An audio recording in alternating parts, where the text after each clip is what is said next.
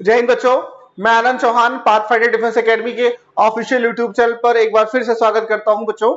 आज हम बात करेंगे एयरफोर्स की, आज हम बात करेंगे एफ कैट एग्जाम की, क्योंकि जब बात हवा में उड़ने की होती है तो एनडीए के बाद, सीडीएस के बाद जो एक और अपॉर्चुनिटी जो बच्चों को मिलती है वो है एफ कैट, जिसे हम एयरफोर्स कॉमन एडमिशन टेस्ट के नाम से जानते हैं।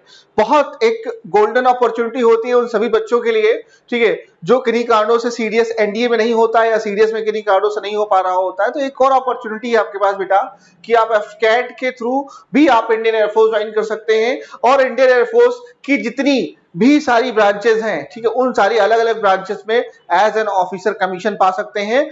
तो अगर आपको हवा में उड़ना है, अगर आपकी सपनों की उड़ान ऊंची करनी है, तो आपके पास एक और अपॉर्चुनिटी एड ऑन हो सकती है, जिसे हम एफकैट के नाम से जानते हैं, एयरफोर्स कॉमन एडमिशन टेस्ट के नाम से जानते हैं। तो आज हम पूरी डिटेल्स की बात करेंगे, ठीक है, कि एयरफोर्स कॉमन एडमिशन टेस्ट में क्या क्या होता है, क्या क्या क्या चीजें आती हैं, क्या क्या होना चाहिए आपके पास, ठीक है, और किन किन जगहों पर आप वहां पर अपॉइंट हो सकते हैं। तो for single each and every tiny details की अगर हम बात करेंगे, सारे के सारे डिटेल्स की बात करेंगे आपके सामने, और हम आपको अवेयर करेंगे ताकि आप सभी बच्चे जो भी डिफेंस एस्पिरेंट है एफकैट के बारे में प्रॉपर तरीके से जान पाए। हम बात करेंगे कि जो नोटिफिकेशन है एयरफोर्स कॉमन एडमिशन टेस्ट का, जो नोटिफिकेशन है एफकैट 1 और एफकैट 2, साल में बेटा twice in year 2 bar exam होता है। एफकैट 1 का जो है, जो नोटिफिकेशन है, ये आपका दिसंबर में आता है, और इसका जो एग्जाम है वो फरवरी में होता है। सारे ने दिसंबर में फॉर्म भरना है बेटा, और फरवरी में क्या करना है, उसका पेपर देना है। एंड एफकैट 2 जो है, जिसका क्या है, जून में आपका नोटिफिकेशन आता है, और उसका एग्जाम कब होता है बेटा, अगस्त में होता है। तो अभी नोटिफिकेशन तो आ चुका है, और मैं उम्मीद करता हूं 30 जून लास्ट डेट है, सारे बच्चे फॉर्म भर चुके होंगे इस नोटिफिकेशन की, एफकैट सेकंड की। उन सभी को अग्रिम शुभकामनाएं बेटा। हम बात करते हैं कि एग्जाम पैटर्न क्या है बेटा। एग्जाम पैटर्न को समझना बहुत जरूरी है, ये जानकारी होना बहुत जरूरी है सभी बच्चों को कि जो पहली चीज तो मैं बता दूं, जो एफकैट एंट्री है वो रिटन प्लस एसएसबी एंट्री है। मोड ऑफ एग्जामिनेशन जो है रिटन का, वो टोटली ऑनलाइन बेस्ड एग्जाम है, और 2 चरणों में है ये, ठीक है। सबसे पहले मैंने आपको बताया ना, online examination conducted by Indian air force, and second one is SSB interview, जो कि एक यूनिवर्सल ट्रुथ है कि भैया अफसर बनना है तो एसएसबी में क्या है, आपको पार्टिसिपेट करना पड़ेगा, एसएसबी क्लियर करनी पड़ेगी, तभी आप अफसर बन सकते हैं। रिटन टेस्ट जो होता है बेटा एफकैट का, 120 मिनट्स, 2 घंटे का पेपर होता है, 100 क्वेश्चन आते हैं, ध्यान रखिएगा। 120 क्वेश्चन 100 मिनट 100 क्वेश्चन 120 मिनट्स, ठीक है ना। ये देखिए मेंशन है 120 मिनट्स 100 क्वेश्चंस। जो क्वेश्चन है वो कहां से आते हैं, बच्चों को क्या क्या तैयारी करनी चाहिए अपने रिटन एग्जाम को क्लियर करने के लिए बेटा। तो वर्बल से जो क्वेश्चंस है वो 30 क्वेश्चन रीजनिंग यानी वर्बल से आते हैं। न्यूमेरिकल एबिलिटी से 15 क्वेश्चन आते हैं, रीजनिंग एंड मिलिट्री एप्टीट्यूड से 35 क्वेश्चन आते हैं, और जनरल अवेयरनेस से टोटल 20 क्वेश्चन आते हैं। 100 क्वेश्चन होता है बेटा, एक क्वेश्चन 3 नंबर का होता है, और 300 नंबर का इस तरीके से पूरा पेपर बनता है। लेकिन पेपर देते वक्त इस बात का ध्यान रखना है कि आपका जो पेपर है, जो एग्जाम है बेटा, रिटन पेपर है, इसमें माइनस मार्किंग जो है वो अवेलेबल है 1/3, यानी कि भैया 3 नंबर का क्वेश्चन है, एक क्वेश्चन गलत करोगे तो for every wrong answer 1 mark will be deducted, 1/3 negative marking है। तो हमें पेपर देते वक्त नेगेटिव मार्किंग को ध्यान में रखते हुए क्वेश्चंस को हमें क्या करना है, टिक करना है और आगे बढ़ना है बेटा। एज लिमिट जो है वो अगेन इंपॉर्टेंट फैक्टर है। एज लिमिट क्या होनी चाहिए, किस उम्र के लोग किस ब्रांच में जा सकते हैं, तो ध्यान रखिएगा एफकैट के थ्रू जो फ्लाइंग ब्रांच है, उसके लिए जो एज लिमिट रखी गई है वो 20 से 24, यानी 20 से 24 साल के डिफेंस एस्पिरेंट वो एलिजिबल है एज वाइज फ्लाइंग ब्रांच के लिए। जितनी भी ग्राउंड ड्यूटी है, चाहे वो टेक्निकल हो चाहे नॉन टेक्निकल हो, उनकी एज लिमिट बेटा 2 इयर्स ज्यादा होती है, वो 20 से 26 साल है, 20 से 26 इयर्स तक उनकी एज लिमिट परमिट करती है कि एफकैट का फॉर्म भर सके। इसके अलावा बेटा जितने भी NCC special entry and meteorological entries होती हैं, उस सब के लिए जो हर बार नोटिफिकेशन में उसके लिए अलग से क्राइटेरिया आता है, तो उसको हर बार आपको नोटिफिकेशन प्रॉपर तरीके से पढ़ना पड़ेगा if you go for NCC special entry air wing वाली, और अगर आप जाते हैं मेट्रोलॉजिकल ब्रांच के लिए। एजुकेशन क्वालिफिकेशन, एज लिमिट तो समझ में आ गई कि 20 से 26 साल, 20 से 26 ईयर एज लिमिट होनी चाहिए। लेकिन भैया एजुकेशन क्वालिफिकेशन की बात करें तो ये तो सभी को पता है कि ग्रेजुएशन होना चाहिए, ठीक है ना। लेकिन एक उसमें क्या है एक क्लॉज लगा हुआ है कि आपके 60% मार्क्स होने चाहिए आपके ग्रेजुएशन में और आपके पोस्ट ग्रेजुएशन में। एक चीज मैं क्लियर कर दूं, अगर किसी बच्चे के गलती से ग्रेजुएशन में 60% मार्क्स नहीं आए हैं बट उसने पोस्ट ग्रेजुएशन में 60% मार्क्स अगर जो है उसने क्या किए हैं, अगर स्कोर किए हैं, then he is eligible for also AFCAT exam. तो ये दो चीजें हैं तो ध्यान रखना, चाहे ग्रेजुएशन में हो और चाहे वो पोस्ट ग्रेजुएशन में हो, इन दोनों में से किसी में एक 60% मार्क्स होना वो मैंडेटरी है एफकेट के एग्जाम के लिए।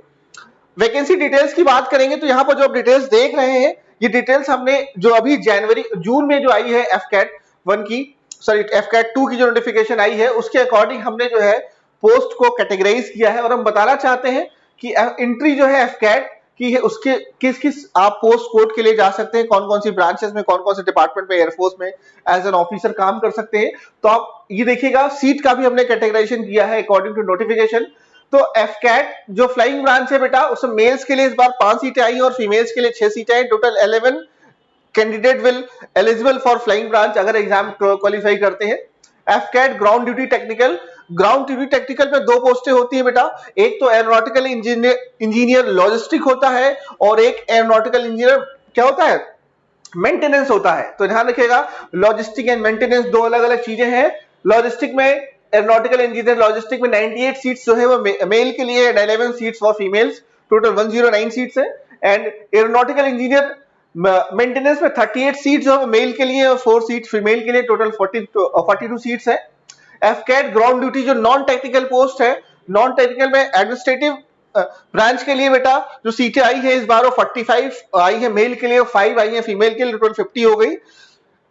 एडमिनिस्ट्रेटिव में लॉजिस्टिक में 17 है मेल के लिए, 2 है आपके लिए फीमेल के लिए और 19 टोटल सीटें हो गई। अकाउंट्स के लिए 8 सीटें आई है मेल के लिए, 2 आई है फीमेल के लिए और टोटल 10 सीट्स हो गई एफकेट की ground duty non technical branch में। Ground duty non technical branch में एजुकेशन सेक्टर को भी रखा गया है और इसमें 7 सीटें मेल के लिए आई गई हैं इस बार और 2 सीटें फीमेल के लिए आई, टोटल 9 सीट्स है। Ground duty non technical weapon system WS branch, ठीक है, 15 सीटें मेल्स के लिए, 2 सीटें फीमेल्स के लिए हैं और 17 सीट्स है।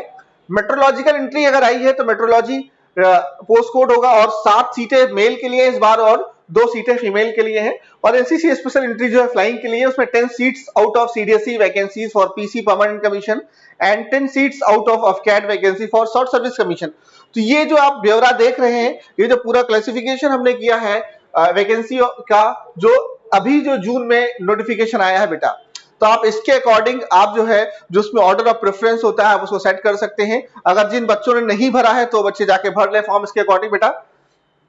अब अगर हम बात करें कि एफकेट के प्रिपरेशन की, वाई पाथ फाइंडर, ठीक है, तो पाथ फाइंडर डिफेंस एकेडमी क्यों ही आपको ऑप्ट करना चाहिए और क्या कारण है कि path finder defence academy opt करने के बाद जो रिजल्ट है वो मोर देन 60% 65% बच्चे का रिजल्ट होता है हर बार, हर बैच का रिजल्ट होता है एफकेट का, यहाँ पर बच्चे हमारे रिटन क्वालिफाई करते हैं, ठीक है। बिकॉज जो हमारी टीम है, आप ये फोटोज देख सकते हैं, ये हमारी रिटन की टीम है, सारे के सारे जो टीचर हैं they are highly qualified and most experienced.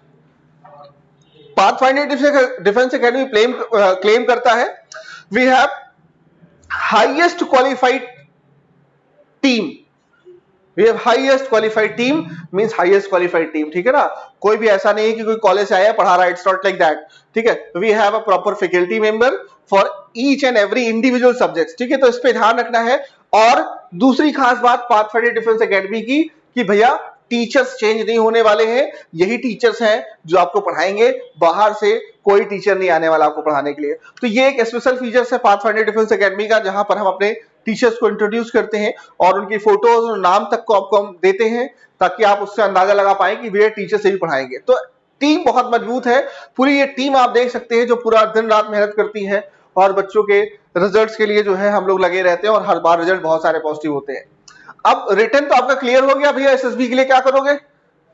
अब अगेन एसएसबी के लिए भी आपको कहीं जाने की जरूरत नहीं है, ठीक है। हमारा जो एसएसबी पैनल है, उस एसएसबी पैनल की खास बात यह है कि इसमें जो भी लोग हैं वो क्या है, वो एक्स डिफेंस पर्सनल है। वो खास बात क्या है, वो पहले सिलेक्शन सेंटर में रहे हैं। तो ये दो चीजें बहुत इंपॉर्टेंट है कि आपके एसएसबी की क्लास कोई सिविलियन ना पढ़ाए, आपके एसएसबी क्लास सो कॉल्ड कोई एक्सपर्ट ना पढ़ाए, आपकी SSB class x board members पढ़ाए, जिसने सिलेक्शन सेंटर में रहा हो, जिसने बच्चों को एसेस किया हो, उसने क्यों बच्चों को फेल किया है, क्यों बच्चों को पास किया है, इस चीज का आइडिया उन्हें होता है।